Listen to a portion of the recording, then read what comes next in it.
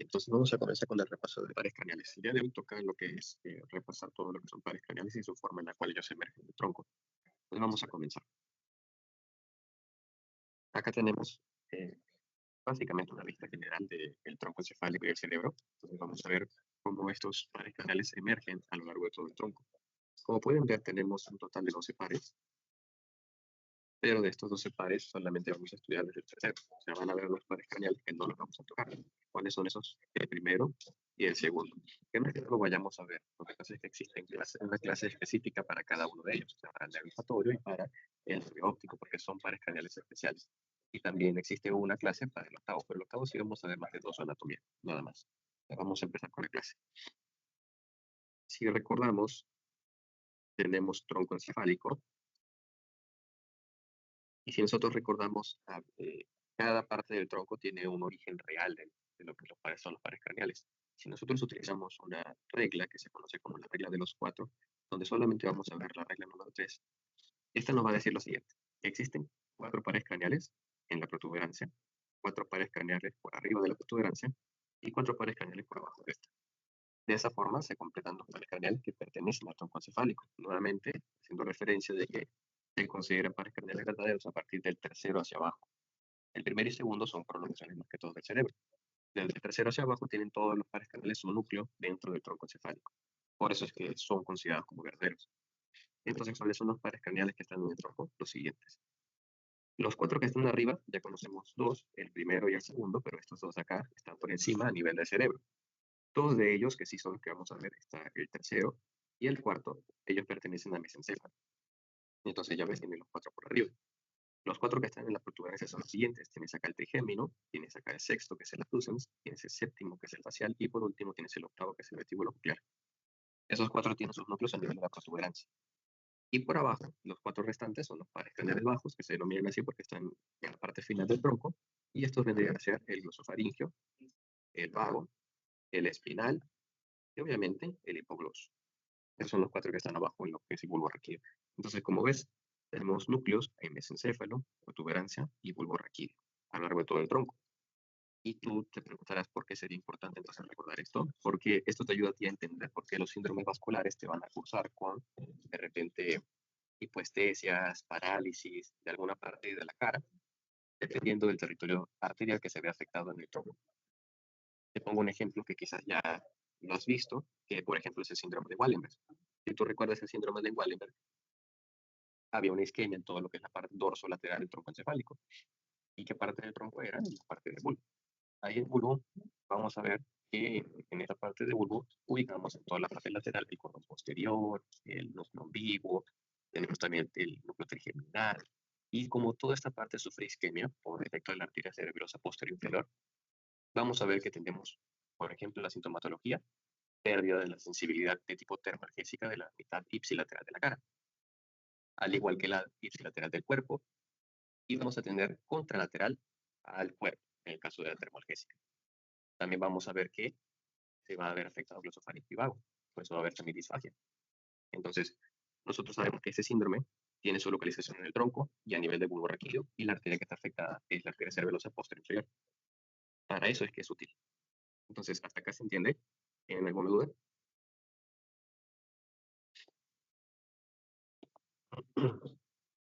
¿Todo bien? Bien, chévere, me alegra. Cualquier cosa me avisan ya si no se escucha bien. Chévere, chévere, chévere. Entonces, básicamente es una regla bastante práctica para encontrar la localización de los núcleos de los pares craneales. Y como les digo, es importante por eso, porque de esa forma te entiendes por qué los síndromes vasculares te dan esa sintomatología tan característica. Si no, imagínate, sería un caos poder recordar todo eso. Entonces, memorizarlo realmente no es muy práctico. De repente en anatomía general será más fácil memorizarte, pero acá no es tan sencillo. Memorizarte no te va a ayudar mucho cuando tengas que entender por qué estos síndromes vasculares te dan esa sintomatología tan rica, tan florida en el paciente. Muy, muy especial. ¿Ah? Posterior, espinotalámico lateral y cerebelo anterior. ¿Y asensivos de qué? Ascenso. Hace. Acá igual. Listo. Entonces, ya tenemos ahí la ubicación de los núcleos de los pares craneales. Entonces, ya ustedes saben que si les llegan a preguntar, obviamente ya ustedes saben dónde está cada núcleo. Si les preguntaran dónde se encuentra el núcleo del tercer par craneal oculomotor, se localiza a nivel de mesencéfalo. Ahora, en histología ustedes han visto que nosotros tenemos cortes. Esos cortes es para que ustedes aprendan específicamente a qué nivel del tronco está cada núcleo. Porque, ok, está bien que tú me digas que en el mesencéfalo está el oculomotor. Eso está bien, está perfecto. Pero yo quiero que seas más específico, porque este es un curso de morfofisiología y ahora estamos viendo anatomía. Y yo quiero que tú seas lo más específico posible. Si tú te acuerdas que tú haces un corte a nivel del colículo superior, ahí vas a localizar el núcleo oculomotor. Entonces la respuesta sería a nivel del folículo superior, a nivel mesencéfalo. Mesencéfalo, folículo superior. Si tú haces un corte a nivel del folículo inferior, tú localizas el núcleo del cuarto par craneal. ¿Ves? Entonces hay pares craneales que sí tienen una posición muy específica en el tronco. Hay otros que va a variar mucho y que, bueno, eso sí, normal, si tú me frecuente, está perfectamente bien. Pero hay pares craneales que tienen posiciones muy específicas que eso sí o sí tienes que decirlo de forma específica dónde está. Como por ejemplo, el mesencéfalo, que tiene a nivel de colículo superior, repito, tercero, y a nivel de colículo inferior, cuarto par craneal. ¿Ven? Entonces, por eso se les enseña la parte histológica. Y como ven acá, de este lado, ahora sí vamos en la muestra, aquí tenemos todos los pares craneales a partir del primero. Si ustedes ven acá, este que ven ahí, ese de ahí es el nervio olfatorio. Pero este más que todo es el bulbo y el tracto olfatorio. ¿Por qué? Porque mira, vamos a agrandarlo. Esto que ves aquí adelante, toda esta parte de acá, vamos a resaltarlo mejor. De verde, ups, muy grande, vamos a hacer un poco más pequeño. Todo esto es el bulbo olfatorio, ahorita le pongo nombre, tranquilos. Y todo lo que está es el nervio olfatorio, pero la parte del tracto olfatorio. Entonces vamos a ponerle nombre. La parte abultada, como su nombre lo dice, es el bulbo olfatorio. Bulbo olfatorio. Y la parte larga es el tracto olfatorio. Entonces, ya ustedes pueden ver cómo se divide el nervio olfatorio. Y tú me preguntarás, entonces, ¿dónde está el nervio? Si dibujamos, vamos a dibujarlo por acá. Miren, tiene tracto olfatorio, se transforma en bulbo olfatorio, y en el bulbo olfatorio le van a hacer sinapsis muchos nervios olfatorios. Entonces, los nervios olfatorios son varios, que realmente son los que salen y protruyen hacia la nariz. Y lo vas a encontrar en el techo y las paredes de la fosa nasal. Entonces, por eso es que es la zona donde vas a encontrar a los nervios olfatorios. Esos son los verdaderos nervios olfatorios. Lo que tú ves arriba, esto que ves acá, realmente es la zona de llegada de información, es donde hace la primera sinapsis para irse hacia el cerebro. ¿Ven? Entonces, ahí tenemos a nuestros nervios olfatorios. Por acá abajo, vamos a tener al segundo par craneal. Este segundo par craneal está formado por diferentes segmentos. Tenemos la primera parte, que lo estoy pintando de azul, que corresponde con el nervio óptico. Luego vamos a ver quiasma óptico, todo esto de acá. Y el tracto que ahorita lo vamos a ver quizás un poco mejor, porque está más hacia adentro. Todo lo que lo continúa hacia atrás, todo esto de acá, ese es el tracto óptico. Entonces ya tienes las tres porciones. Tienes acá nervio óptico, tienes tracto óptico, y tienes extracto óptico, pues se me fue para arriba, quiasma óptico, y ahora sí tracto. ¿Ven? Esas son las porciones de la vía visual, que como les digo, tiene su clase propia, donde vamos a analizar todo su recorrido. Y van a ver por qué cada parte de esta se conoce como nervio, quiasma y tracto, porque cada uno va a llevar una fibra diferente. Nada más les voy comentando, el nervio óptico lleva fibras del mismo ojo, o sea, del ojo izquierdo, por ejemplo. El tracto óptico y el quiasma óptico es muy diferente. En el quiasma óptico las fibras se cruzan y en el tracto óptico ya las fibras están cruzadas. Por eso es que es muy diferente las lesiones que puedas tener a nivel del nervio, a nivel del quiasma y a nivel del tracto. No son iguales. Y luego lo vamos a aprender. Entonces, esos son el primer y segundo par craneal. ¿Todo bien hasta acá, chicos? ¿Más preguntas? Bien, me alegra. Qué bueno. Hay cosas tranquilos, nomás avisan para poder esclarecer de repente algo. Como ven la diapositiva, de repente tenga imágenes que no tienen en su PPT, porque me gusta agregar alguna que otra imagen de ayuda para que puedan entender mejor lo que estamos hablando, pero igual con mucha confianza ustedes pueden pedírmelo por correo y les paso el PPT que tengo ahorita. No tengo ningún problema, pero me escriben, pues si no, yo no como les paso. Pues. Y hacia abajo, vamos a tener ahora sí, a partir del tercer par craneal, que lo consideramos como verdadero. Aquí, por ejemplo, podemos ver la emergencia del tercer par craneal, que es el oculomotor, que está acá. Ese es nuestro oculomotor. Ahí emergiendo entre dos arterias, que la arteria que está por abajo, está de acá, es la arteria cerebelosa superior, Y esta que ves acá es la arteria cerebral posterior. Entre las dos arterias sale el lóculo motor. Es como su punto de referencia cuando tienes la vasculatura del tronco. Entre ambas ramas le hacen una pinza al lóculo motor. Por ahí sale entonces. Por eso es que si hay un aneurisma, y cuando hablo de aneurisma me refiero a una estructura sacra que se forma en una arteria por debilitamiento de la pared vascular, la sangre se colecta aquí adentro. Al hacer eso se va distendiendo la pared de la arteria, formando un saco lleno de sangre. Eso es un aneurisma. Y cualquier estructura que pase cerca la puede llegar a comprimir. Y en este caso, si tenemos acá el lóculo motor, lo va a comprimir, generando obviamente parálisis de los músculos extraoculares, por lo menos de la mayoría. Acuérdense que la mayoría de los músculos está inervado por el lóculo motor, salvo dos. Entonces ya tenemos ahí el lóculo motor. Vamos a pasar a la siguiente imagen, porque aquí se ven los pares, sí, pero en las otras imágenes se ve un poco mejor. Miren, y acá tenemos lo que les comentaba. Todo esto que ves acá, nervio óptico. Todo esto que ves acá, tracto óptico. Y esto que ves acá es el tracto óptico. Es el quiasma óptico. Y de acá es el tracto óptico. Ahora sí, nervio, quiasma, tracto. Ahí está. Quizás de repente si con el blanco no se ve, con morado les coloco. Todo esto es nervio. Todo esto de acá es su quiasma. Y todo esto de acá es el tracto. Y esta estructura que tú ves aquí es el mesencéfalo. Todo esto que ves acá. Todo esto. Ahí tienes a tu mesencéfalo. Con sus pies pedunculares. Entre los pies pedunculares hay una fosa. Esa es la fosa interpeduncular. De ahí está saliendo el óculo motor. Si le hacemos zoom, miren cómo sale. Ahí tenemos nuestro óculo motor emergiendo y ese es el sitio conocido como origen aparente. Entonces, cuando nosotros estudiamos pares craneales, surgen dos términos. El término, vamos a ponerle blanco mejor para que se vea. Origen aparente y origen real. ¿Son diferentes? Claro que sí. El origen aparente es de que, como su nombre lo dice, aparentemente donde están naciendo. Da la impresión de que nacen de ahí. Por ejemplo, si vemos acá el óculo motor, pareciera que nace desde la fosa interpeduncular. Pareciera, pero no. Su origen real, ustedes saben que está mucho más atrás. Si lo dibujamos acá en la imagen, su origen real estaría por aquí, por delante del acueducto cerebral y más o menos relacionándose con la sustancia gris central a nivel del colículo superior. Entonces, desde acá él saca sus axones y emerge, ¿ves? Por eso es que tú hablas de un origen real y un origen aparente. Esa es la diferencia.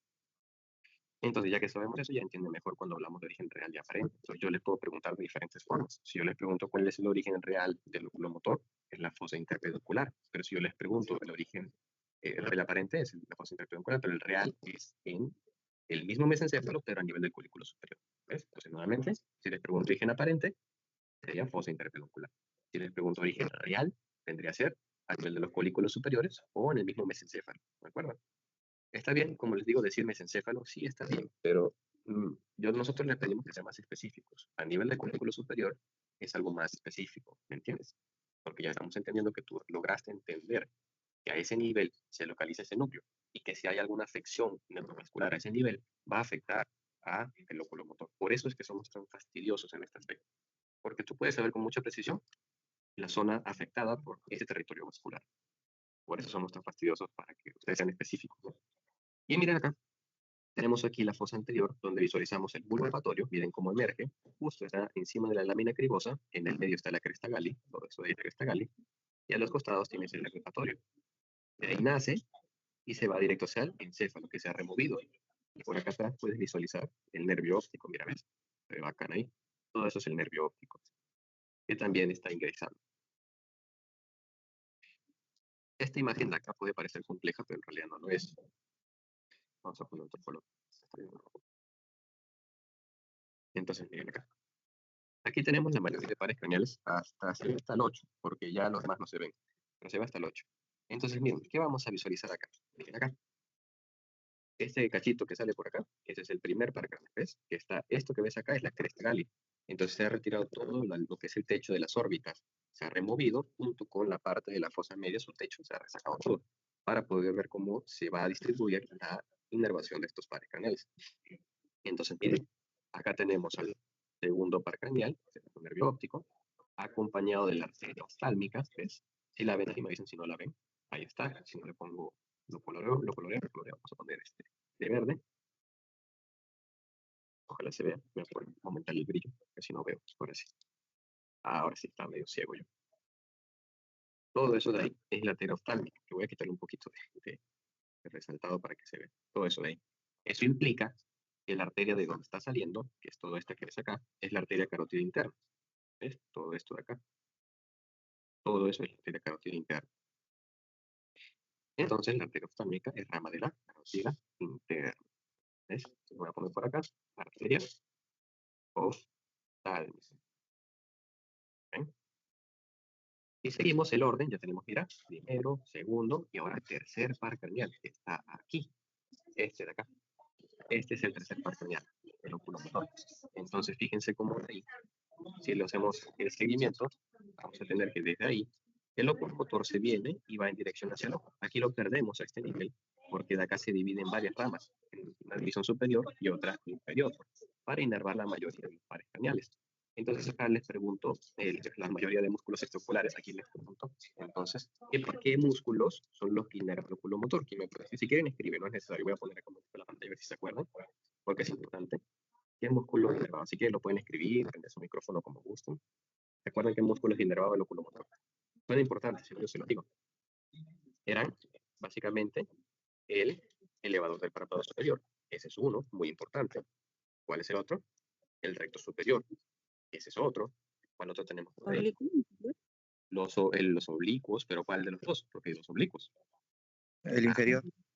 El inferior, ya tenemos el oblicuo inferior, por ejemplo. Ya entonces tenemos recto superior, elevador del párpado superior, oblicuo inferior. Nos faltaría, ¿cuáles nos faltan? El recto, y el inferior, ¿y cuál más? Falta uno. El medial, exactamente. Entonces, como ven, ya nos queda solamente dos. Solamente hay dos músculos, y ahorita los vamos a ver. Solamente hay dos músculos que no son inervados por el oculomotor, de todos los que tenemos. Entonces ya tú dices, entonces es más sencillo, ¿ves? Entonces ya tenemos ahí el oculomotor. Luego vamos a tener en orden de salida el cuarto par craneal. ¿Ves? Aquí está. Entonces tenemos primero, segundo, tercer y cuarto par craneal. Es fácil de identificar al cuarto par craneal por dos cosas. Uno, es sumamente delgado. Y dos, es el único par craneal que sale en la parte posterior del tronco. Es el único y ahorita les voy a mostrar. Entonces todo eso que ves ahí es el cuarto par craneal. Y yo quiero que vean esto. Miren, vamos a seguirlo. Seguimos, lo seguimos, lo seguimos. Y mira dónde ha llegado. Acá, ¿ves? Aquí llega. Y aquí hay un músculo que está seccionado. Y aquí en este Perdón, creo, no sé si es mi internet o a lo mejor otra vez se congeló. Sí, para ¿dónde? congelando, doctor. Sí, Iba sí, con doctor. Es retraso. como que tarda un poco en cargar los fotogramas que va compartiendo. Un segundo, si recién luego se actualiza y aparece la imagen ya que ha dibujado. Ahí se ve bien. Ahí recién apareció, por ejemplo, el cuarto. Hace un ratito no aparecía, recién apareció. Ok, bueno, ahí está. Me avisan si no ven. Voy a dibujar lo siguiente y si no se ve, me avisan. Entonces, miren cómo el recorrido del cuarto par craneal llega hasta acá. ¿Ves? Hasta aquí. Ese que ves ahí es el músculo oblicuo superior. Todo esto que está acá, miren. Todo esto que está acá. Ese es el músculo oblicuo superior. Me avisan si no se ve. Está resaltado con verde. Lo estoy resaltando con verde para que lo vean. Si no se ve, me avisan para ver que si es el internet. Fíjense, porque como estoy en la universidad, hay varias personas usando el internet y de repente como que se lajea un poco. Entonces, ese es el oblicuo superior, el que le da el nombre al nervio troclear. Y ustedes preguntarán, ¿pero por qué entonces se llama troclear? Acuérdense que este nervio, que es el cuarto, tiene dos nombres, troclear y el otro es patético. Troclear viene por precisamente que está inervando el músculo oblicuo superior. Si tú ves aquí en esta zona de acá, esta muesquita que tú ves acá en la parte interna y superior de la órbita, eso es la zona de inserción del oblicuo superior antes de llegar al globo ocular. Ahí lo podemos ver. Como puedes ver, pareciera una polea. Eso significa troclea. Troclea quiere decir polea. Entonces, por eso es que el nervio cuarto se conoce también como troclear. Lo otro es que, obviamente, la lesión que compromete a este nervio te da una mirada muy característica, que pasa que te mira como de reojo, y eso se conoce como la mirada patética. Por eso el otro nombre, patético. ¿Ves? Entonces ya tienes acá al oblicuo superior. Entonces ya tenemos primero, segundo, tercero y el cuarto par craneal. ¿De acuerdo? Hasta ahorita todo bien, muchachos. ¿Se ha visto? Si se ha visto, ¿ha habido algún problema? ¿Me avisan? Sí se vio. Bacán, porque a veces hay un pequeño retraso cuando hago más que todo cambios en la pantalla. Pero voy a tratar de ir un poco más despacio. Disculpen si voy un poco acelerado, pero como hay poco tiempo, es una sola hora. tengo que mostrarles lo más posible para que puedan irse tranquilos, porque si no, bueno, igual en su práctica van a reforzar, ¿no? Pero me gusta que sepan lo que más se pueda de la clase se lo lleven, ¿no?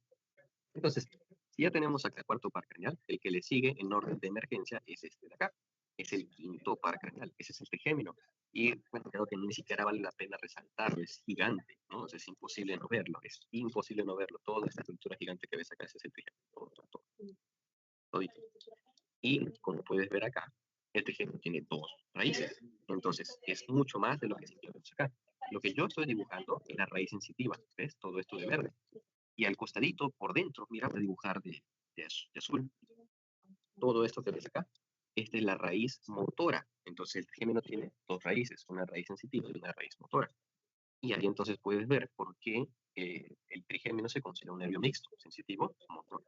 Y cuál de estas tres ramas, porque el trigémino tiene sus tres ramas, y ahí las puedes ver todas se ven acá. Vamos a quizás quinto 1, quinto 2, quinto 3.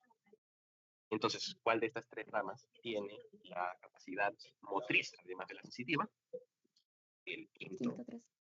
Exactamente. ¿Ya ves? Perfecto. El quinto 3. Porque el quinto 3 es mixto. Acuérdense que además de llevar la sensibilidad del parte del maxilar inferior o mandíbula, también lo que hace es llevar información motora para los músculos masticatorios, como por ejemplo el macetero. Como por ejemplo lo que es el macetero. Entonces ya tenemos ahí los pares craneales hasta el quinto.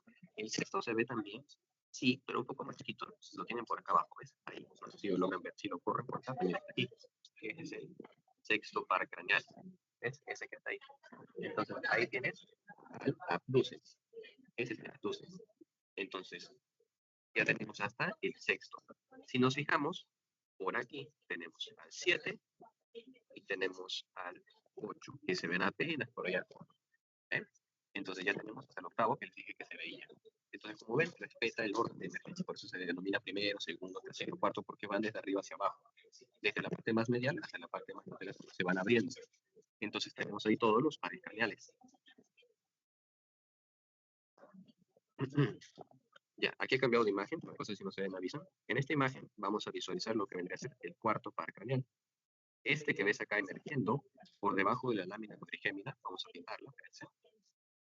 Tenemos acá el colículo superior, todo esto de acá, en ambos lados, obviamente, y los colículos inferiores, todo esto de acá son colículos inferiores, y separados por el surco cruciforme. Todo esto se le denomina lámina cuadrigémina.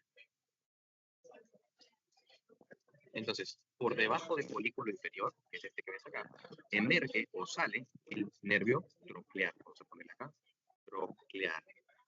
¿Ves? Es el único par craneal que sale del aspecto posterior del tronco encefálico. Entonces le va a dar una vuelta. Si tenemos por acá nuestro mesencéfalo, lo vamos a dibujar aquí. El troclear sale por atrás, da toda una vuelta, y luego se hace anterior. Es uno de los pares craneales más finos, más delgados que hay. Porque, bueno, su función es bastante, por así decirlo, específica. Es motor puro y solamente se encarga de uno de los músculos extraoculares. Que vendría a ser el óptico superior, que es importante, ¿no? Pero bueno, solamente como tiene una función motora, es un nervio bastante delgado, ¿no? A diferencia del tercero, que tiene también la función motriz y función parasimpática, por ejemplo. Entonces, hasta acá se entiende. ¿Quieren que repita algo? Todavía tenemos tiempo. ¿Quieren que repita algo que nos haya entendido? ¿Alguna duda? Con lo que hemos visto, ¿no? De repente algo que no se apreció que estaba proyectando y se congeló la pantalla. Mil disculpas por eso. A veces no me doy cuenta si se congeló o no. Bien, entonces veo que sí se está entendiendo y que no hay dos dudas por ahí. Igual cualquier cosa, pues considera, como les digo, pregunten, hay gusto que me pregunten. Entonces, voy a poner un poco de zoom. Ahí no, para que se vea. Entonces, miren, aquí tienes el globo ocular. Esto lo vamos a ver todavía en la clase de ojo, cuando vamos a visual. Y creo que es en la semana 6, creo que ya casi terminando. Ya todo eso falta todavía bastante. Bueno, no importa, pero todavía falta. Ya tenemos todos los músculos extraoculares y aquí lo que tenemos es una órbita del lado derecho. Y lo que vemos aquí, este musculito que lo ves acá, mira cómo viene, se inserta en la parte superior de la órbita y medial y luego se dirige hacia el globo ocular. Ese que ves ahí es el, vamos a ponerlo aquí, oblicuo superior. Es el único que voy a resaltar su nombre porque quiero que vean la forma tan característica que tiene. Como deja esta tróclea que ves acá, el nervio se llama troclear. A eso me refería, ¿ves? es una polea. Por arriba tienes el recto superior y por encima del recto superior tienes el elevador del párpado superior. Si nos vamos hacia adentro tenemos el recto medial y lateralmente el recto lateral. Hacia abajo, oblicuo inferior y tenemos el recto inferior. ¿Ves? El oblicuo inferior tiene una característica de inserción transversa hacia el ojo, ¿ves? Desde la parte del suelo de la órbita hacia el ojo. Tiene características de inserción, se reconoce bastante fácil por eso. Entonces ya tenemos todos los músculos extraoculars. Entonces ahora yo te voy a preguntar, o sea, no es en serio, te voy a preguntar, si no te vas a desconectar. Y digo, pregunta y se empiezan a desconectar, ¿no? Bajamos de 60 que estamos, empieza 53, 58, 57. Tranquilo, tranquilo, relax. No lo hago con mala intención. Es, por así decirlo, una pregunta que hago al aire para que te responda. Entonces, si vemos, ¿cuál sería entonces la inervación de cada uno de ellos? Vamos a ver. Si empezamos, el superior, óculo motor. Recto superior, óculo motor. ¿Qué más? Recto medial, óculo motor. Recto inferior, óculo motor. Oblicuo inferior, óculo motor. Ya tenemos casi todos, pero nos faltan dos. Entonces, ¿cuáles son los que nos faltan? Oblicuo superior y recto lateral. Entonces, el oblicuo superior está inervado por el troquear, ya les dije bastantes veces. El cuarto. Y el sexto, vamos a ponerle de color morado, y está inervando el último que queda, que es el recto lateral, sexto par craneal. Por eso se llama abducens, porque abduce el ojo, de abducir. Entonces, ya tenemos... ¿Qué pasó? Se puso negro la pantalla. Ahí está, perdónenme. Si ven ahí, chicos, disculpenme, creo que se apagó un momentito la pantalla. Bueno, no me salió. Ya, acá. Todo acá. No está compartiendo, doctor. ¿No? A ver, se desconectó ya, ¿cierto? No. Dame un segundo. Te voy a volver a compartir.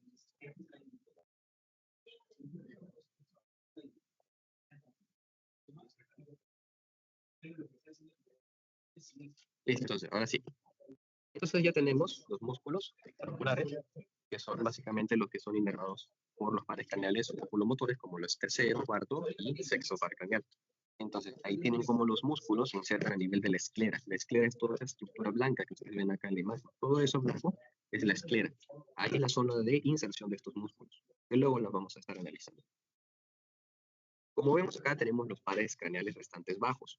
Y vamos a ver cómo se organiza. Si ustedes ven, desde el tercer que está acá arriba, lastimosamente ya no se ve el cuarto, pero lo vimos hace rato, vamos a ver que desde la fosa interpeduncular, esta zona de acá es la zona de emergencia del óculo motor en la fosa interpeduncular, es su origen aparente. Entonces, el óculo motor, su origen aparente es la fosa interpeduncular.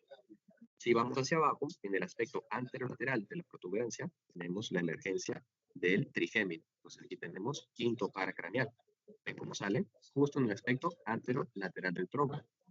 Su raíz sensitiva saldría medianamente por acá. Es chiquitita, difícil que la vean en la práctica, a menos que sea una muestra muy bien conservada, no la van a ver. Lo único que ven ahí es la raíz sensitiva, la motora casi no se ve, porque como les digo, tienen que tener una muy buena muestra.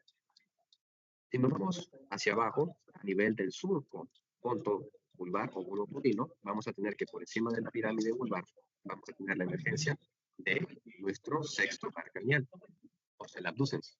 ¿Ven? Pero encima, inmediatamente por encima de las pirámides. En el mismo surco, pero lateralmente, por encima de la oliva, vamos a tener la emergencia. Miren, este que está acá, voy a ponerlo de blanco porque creo que se ve un poco mejor. Este que está acá es el séptimo par craneal, ese es el facial. Y el más lateral de todos, este que está acá, ese es el octavo par craneal. Como ven, 7 y 8 son los más laterales. Si lo hacemos por orden de emergencia, el que está en la línea media es el sexto, el que está en el medio de ambos, entre 6 y 8, es el 7, y el más lateral de todos es el octavo, el vestíbulo coclear, que justo sale en este ángulo que ves acá, que se conoce como el ángulo pontocerebeloso. Porque es importante, porque si ustedes ven, ahora vamos a hacerle un zoom a esta parte de acá, ahí tenemos a Lushka. Ahorita lo vamos a ver tranquilos. Entonces ya tenemos el octavo par craneal. Hasta ahí tenemos el octavo. Ahora vamos a ver los pares craneales bajos. Y por bajos me refiero a los restantes. Entonces, tenemos la oliva vulvar. Y por delante y por atrás vamos a ver que salen estas estructuras, que son los pares craneales por estos surcos, conocidos como surco preolivar y surco retroolivar. Por el retroolivar, primero, vamos a tener el primer par craneal, que es este que ves ahí, que debe ser el glosofaringeo. Luego tenemos uno grande, con varias raicillas nerviosas. Este es el 10, que es el vagus. Y tenemos este que asciende, ¿ves? Mira cómo asciende, ¿ves? Mira, mira, y se mete. Este de acá es nuestro espinal o accesorio. De las dos formas, cualquiera de los dos nombres está bien, espinal o accesorio. Y este par craneal que está aquí, ¿ves? Con varias raíces, todas estas raíces que ves acá son del hipogloso. Todo esto de acá es el 12º par craneal que está saliendo por el surco preolivar. Ese es el hipogloso. Entonces ya tenemos los pares craneales bajos. Básicamente ya tenemos todos. Lo único que no hemos visto es el troquear, pero por motivos de que se ha roto en esta muestra. Pero lo vimos hace ratito donde sale. Entonces ya tienen acá la emergencia de los pares craneales. Hasta acá pregunta, chicos. ¿Claro? Bien. Vamos a continuar. Si le hacemos zoom al ángulo punto cerebeloso, vas a ver lo siguiente. Esta estructura que ves aquí, todo esto de acá, se le conoce como todo esto de acá frente, hasta acá, todo eso de ahí. Esto no, vamos a esto grumoso que ves acá, ya tú lo conoces. Estos son plexos por videos que están sobresaliendo por ahí, todo esto. Como grumos, esos son plexos por videos. Lo que tú ves acá, vamos a poner el nombre, esto de acá arriba, se le conoce como el flóculo. El flóculo pertenece al cerebelo y es parte de sus lóbulos. Hay un lóbulo que se conoce como lóbulo flóculo nodular. Entonces, esto que ves acá es el flóculo, parte de ese lóbulo, que se relaciona mucho con este par craneal que está acá, que es el séptimo, y este otro par craneal que está acá, que es el octavo. ¿Ves? Y por abajo tienes este espacio que ahora se ve mejor. Este es Luschka. Este de acá es Luschka. Por ahí se abre hacia la cisterna vulvar y hacia la cisterna portina. El cuarto ventrículo se comunica. ¿Ven? Entonces ahí tienes a Luschka. Por ahí se está abriendo. Ese es el foramen de Luschka, por eso se llama receso lateral. Entonces ya tenemos a nuestro flóculo, al séptimo y al octavo par craneal. Y por acá cerca, al costadito, tienes al sexto, ¿ves? Ahí se ve el sexto par craneal. Ahí lo tienes saliendo. Por encima de la pirámide vulvar. Y aquí se ve mucho mejor el 12º, que es el hipogloso. ¿Ves? Ahí se ve mejor cómo sale. ¿Ves? Todas las raíces nerviosas desde acá hasta acá. Ese es el hipogloso. Ese es nuestro hipogloso. Esto ya son resonancias magnéticas, para que ustedes vean que también en la resonancia, como es un estudio tan específico y tan de buena calidad por el número de cortes y por la definición de sus imágenes, te permite visualizar básicamente los pares craneales. Obviamente no se van a ver perfectos, pero sí podemos ver algunos de ellos, su forma y su estructura. Por ejemplo, ahí podemos ver casi mejor lo que vendría a ser el nervio óptico. Por acá tenemos quiasma óptico y el tracto, que bueno, ya el tracto está más arriba, está tapado por los glóbulos temporales. Todo esto que ves acá es el encéfalo, ¿ves? Todo esto es lo que ves encéfalo. Aquí está el acueducto de Silvio. Por acá se ve, mira, incluso el núcleo rojo, impresionante, ¿no? Tremenda por imagen, que se ve incluso hasta el núcleo rojo. Si vamos por acá, tenemos nuevamente, ahí se ve el nervio óptico, ¿ves? Todo esto es el nervio óptico. Y lo que está por arriba y por abajo, estos son los músculos. El primerito, el elevador del párpado superior, y el que está más abajo se visualiza el recto superior. Por acá tienes el recto inferior y son los únicos que te aparecen acá. Más el nervio óptico que está justo en el medio de todas las estructuras, ingresando al ojo. Y por acá tenemos al músculo motor. Si ustedes ven ahí, tenemos el mesencéfalo. Todo esto de acá es mesencéfalo. Y en la fosa interpeducular, vamos a poner otro color, está emergiendo el óculo motor. Aquí tenemos el tercer par craneal saliendo precisamente en dirección hacia el ojo para inervar a esos músculos extraoculares, como lo es el recto superior, el elevador del párpado superior, recto medial, recto inferior y oblicuo superior. Todos esos. Por eso es que si se te llega a afectar el óculo motor, tu ojo queda gran parte paralizado y se desvía hacia afuera. ¿Ves? Entonces, eso es lo que va a pasar con nuestro amigo el óculo motor. Acá es para que vean el trigémino, cómo sale. Todo esto es la parte del puente, sus rodetes y un poco del pedúnculo cerebeloso medio, pero no se ve muy bien. En la siguiente se ve mejor el trigémino, ¿ya ves? Ahí se ve mejor. A este de acá es el trigémino. Que es la misma imagen sobre un corte, supongo un corte más abajo, porque aquí se ven mejor las raíces. Miren cómo sale. Entonces, ese que ves ahí es el trigémino en cara anterolateral de la protuberancia. Todo esto es la protuberancia. Hacia atrás, esto ya es cuarto ventrículo. ¿Ves? Cuarto ventrículo. Por adelante incluso puedes visualizar la arteria vertebral, la arteria basilar, perdón, la arteria basilar. Ahí tienes la arteria basilar. Y la arteria basilar se forma de qué ramas vas a tener a cada lado, dos arterias, que son las arterias vertebrales, y que van a formar el tronco basilar. ¿Ves? Entonces, lo que estás viendo acá es esta arteria, que es la arteria basilar. Está justo en sus surcos del mismo nombre. Acá podemos ver el vestíbulo coclear y bueno, el facial se ve apenas. Todo eso que ves ahí es parte del 7 y 8. Entonces vamos a conocerlo como 7 y 8, ¿no? Porque no se ve claramente la diferencia entre ambos. Pero ahí está saliendo el 7 y el 8, ¿ves? Acá se sigue viendo la arteria basilar porque todavía no hemos llegado a un corte inferior. Acuérdense que la basilar va a ir hasta justo en la transición entre bulbo y puente. Y de ahí para abajo ya vas a ver las arterias vertebrales. Ahí todavía se ve un poco mejor. Miren cómo el 7 y el 8 ingresan acá. Ese es el conducto auditivo interno. Ahí se dirige hacia el oído interno. ¿Ven? Esa es la dirección que van a tener sus filas. Ahí nuevamente, pero aquí lo que vamos a ver ya más que todo es una transición hacia el globo raquídeo y lo que vemos acá son los pares craneales inferiores. Eso que ves ahí más que todo vendrían a ser el 9, 10 y 11 que salen de arriba hacia abajo, por eso no se ve muy bien la delimitación entre los tres. Entonces ahí tenemos los pares craneales bajos como 9, 10 y 11. ¿De acuerdo? Ahí lo vamos a visualizar. Bien, ¿tienen acá hasta alguna duda, chicos? Todavía tenemos unos minutitos antes de terminar. Doctor, una consulta. Ajá. Cuando nos piden origen real, por ejemplo, del vago o bueno, de los nervios de los pares craneales, usted había mencionado como la localización específica, pero nuestro profesor nos mencionó con respecto al núcleo en vivo, el tracto solitario, ¿eso también o? Sí, sí, eso cuenta, es que su origen real son los núcleos. Solamente que hay núcleos que tienen una localización muy específica, como te digo. Por ejemplo, los que más puedes ver tú son por ejemplo, uno de que lo hemos visto, ya hemos visto que en el folículo superior está el tercero. Hemos visto que el núcleo del cuarto está en el folículo inferior, o sea, a ese nivel está. Y el sexto está, por ejemplo, a nivel del folículo facial. ¿Ves? Entonces, los orígenes reales sí son esos núcleos, son básicamente esos núcleos. El profesor está perfectamente bien, no es que esté errado. Solamente que lo que yo te estoy hablando es la localización de estos núcleos. Pero su origen real son los mismos núcleos de los pares craneales. Pero como te digo, lo que yo quiero es que tú lo localices en el espacio, como yo te voy a decir, por ejemplo, ponte tú que tienes una isquemia en el mesencéfalo, ¿no? Y tienes una parálisis de todos los músculos extraoculares, salvo el oblicuo superior y el recto lateral. Para el par craneal, ¿y dónde está su núcleo? ¿Entiendes? Ah, sí, sí, doctor, gracias. Ya, listo, listo, listo.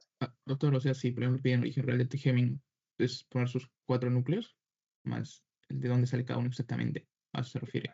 No, la pregunta podría ir orientada a en dónde se localiza, ¿no? ¿Cuál es su origen real? Podrías colocar todos los núcleos, pero la pregunta tendría que especificarla, ¿no? Si yo te digo, por ejemplo, origen real, si tú colocas protuberancia está bien, porque el núcleo principal del gemio está en la protuberancia. Pero si yo te digo, mencióname todos los núcleos de él, o el origen real, todo su origen real, o todos sus núcleos, sí me tienes que mencionar bulbo raquídeo, protuberancia y mesencéfalo. Esos son sus orígenes, ¿no? Entonces, sí, siempre se te va a especificar. Ok, doctor.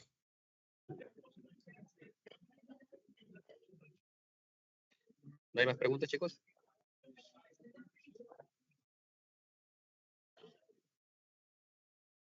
Ya, entonces, bien. A ver, Cruz Núñez. Doctor, a nivel de cada estructura, ya sea bulbo, puente o mesencéfalo, hay diferentes núcleos y de ahí sale el origen real de cada nervio. Correcto, exactamente, tal cual lo digo. Tal cual. Ok, Ujú. pero- Bien, chicos, entonces, si no hay más dudas, vamos a finalizar la sesión ahí. Y ya nos veríamos en la parte práctica, pues cada uno con sus profesores y lo que tengan que ver en clase con pues lo veremos en práctica. Estudien, repasen por favor, y ustedes saben que si necesitan ayuda con algo, por favor escríbanme. A los que no les he podido responder sobre la grabación de la clase, disculpen, es que me han llovido un montón de mensajes y no me he podido responder a todos, son un montón realmente de mensajes, mira que nada más son 60, imagínense, y la grabación no la manejo yo, la maneja el doctor Chávez, a él le pueden consultar sobre la grabación para que les dé más alcance sobre cómo la pueden buscar y dónde pueden ver la grabación de la clase, ¿sí? Para que les pueda ayudar con ese tema. Y de resto, si quieres el PPT, si quieres algún libro bueno que te recomiende o algún recurso que necesites, escríbeme con confianza al correo y yo con mucho gusto te paso lo que necesites, ¿no? Entonces, ahí nos vamos a quedar, muchachos. Vayan entonces a aprovechar su domingo, descansen y estudien.